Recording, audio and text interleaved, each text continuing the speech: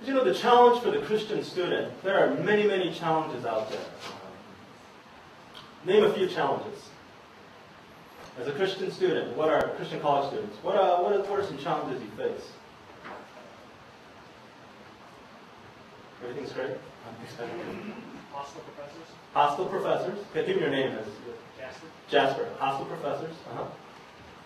Yes, give me your name. Stephen. Okay. I'm not just talking academically, just overall as a Christian. Give me your name. Judge. Over-sexualized culture. Okay. Over-sexualized culture at school. That's a cool name, Judge. Go ahead, Judge. Postmodernism. Any other challenges? Okay. Being called closed-minded or intolerant. Okay. Your name? Amy. Amy. Okay. Being called closed-minded or intolerant. A few more. Wanda.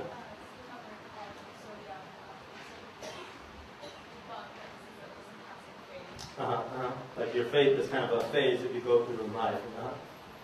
Okay, all excellent, excellent thoughts. There are many, many challenges, and one of the challenges, several of you have talked about this, is not only how do I navigate through my life, right? How do I navigate through this thing? For those of us who've done college ministry before, I'm still doing it, and the question that I get asked most often is what am I here for? There's got to be something more than just getting this degree and getting a job. Have you asked yourself that question? I mean, your parents tell you otherwise, right? When I was growing up, my parents told me that you're going to college so you can get training and get a job. I mean, that was why they decided to pay my tuition. And when I broke it to them that I wanted to study philosophy, they said, well, what are you going to do with that? You know? So it's kind of no wonder. My guess is I can predict 80% of the majors in this room. Right? I mean, isn't that pretty easy? I mean, can't you predict, like when you meet somebody that comes to Grace Point and they go to Berkeley and, you can pretty much predict their major, especially if you're Asian, which most of Berkeley is, right? Does Berkeley have majority Asian students? Not quite? But they're over 50% now? 40. In the 40s, okay. So you guys are behind UC Irvine in that area. I heard they're 52% now. 52% Asian now. So it's kind of easy to kind of predict some of the majors that you guys have. So I was talking with Joshua, and he was a mass communications major, and I was like, wow, that's cool. So you're not an engineer, you're not a computer science major, you're not a... Well, now business is popular. When I was in college, basically, you can predict the majors. For males, you're either an engineer, well, the University of Illinois is an engineering school, that's why I went for my undergrad. You're either an engineer, you're some sort of a generic humanities field, so that you could be pre-law, or you could be a number of science fields and you were going to be a doctor. And that was it. And if you're outside of it, people were like, well, what's wrong with you? If you're a female, you would have all those, plus there was another popular major, education. So that pretty much covered 99% of our church at the time. And so even based on some of the majors that you have, again, you were prepped for what in college? That this is simply a means of vocational training. In fact, isn't that how most of you see your college degree? Like if I asked you, why are you in college? And you can't answer because my parents made me. I mean, what answer would you give? For most of you, it's so that you can get a job. Is it? I mean, that's just the standard answer that we have. And so one of the things about students, Christian students in college, they forget the first thing that the Bible tells us, that studying and being a student is a calling in life. It's a ministry calling that the Lord has called you to. And so because of this, issues that we're going to talk about today, issues that you'll be talking about the whole week, all that stuff is thrown out the door. Because you're there for specific training and that's it. In other words, how many college students actually go through college thinking about things like worldviews? Thinking about what does it mean for me to be a Christian? What does it mean? How does this all fit? How does my understanding of biology fit into my Christian faith? How does this business practice, my business professor is telling me about maximizing profit, I mean, how does that fit into my faith? And most of us don't ask these questions, do we? Just out of curiosity, any philosophy majors there? I was going to predict one. And what do you want to do after you graduate? I don't know. Good answer.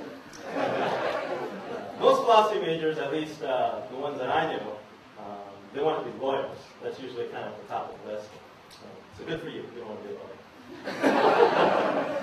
it. Now, so I want to talk about how you can be a good steward, how you can be not only a good steward of your resources, but to really see this thing that you've been given as a ministry calling. We're going to talk about the book of Daniel where I'll be sharing some of these kinds of things.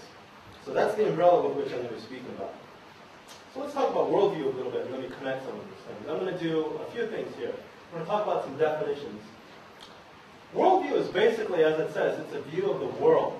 But the world here is used a little bit differently than the way you use it. For most of you, if I say, give me a definition of the world, don't repeat. Someone give me a definition of the world.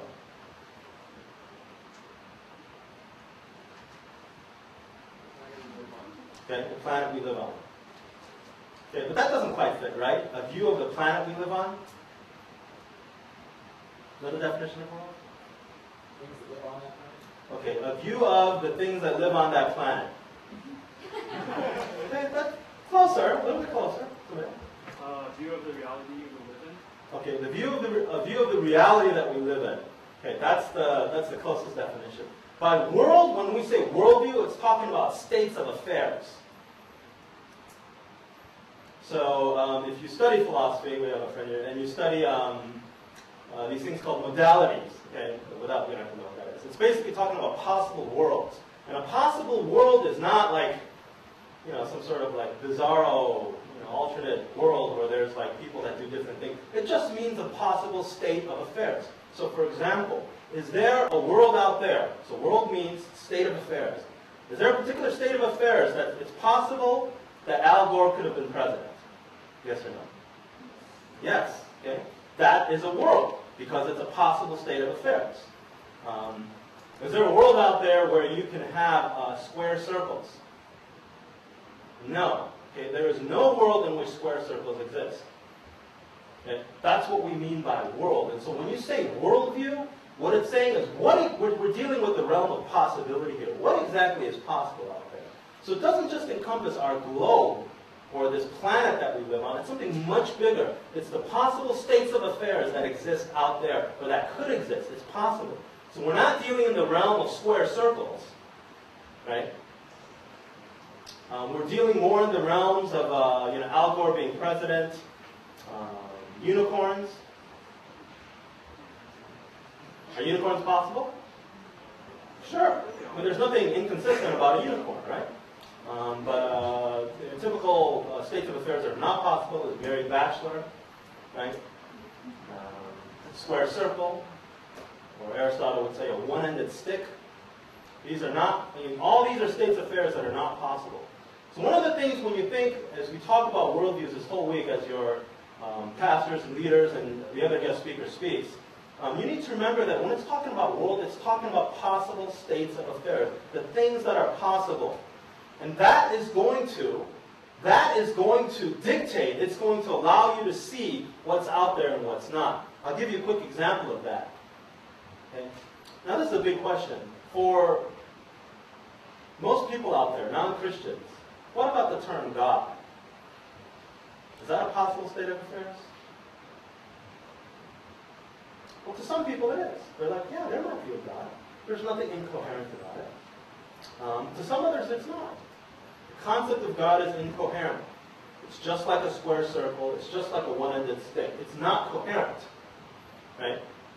And so, again, when we talk about worldviews, remember, world here is possible states of affairs. It's states of affairs that we're going to be concerned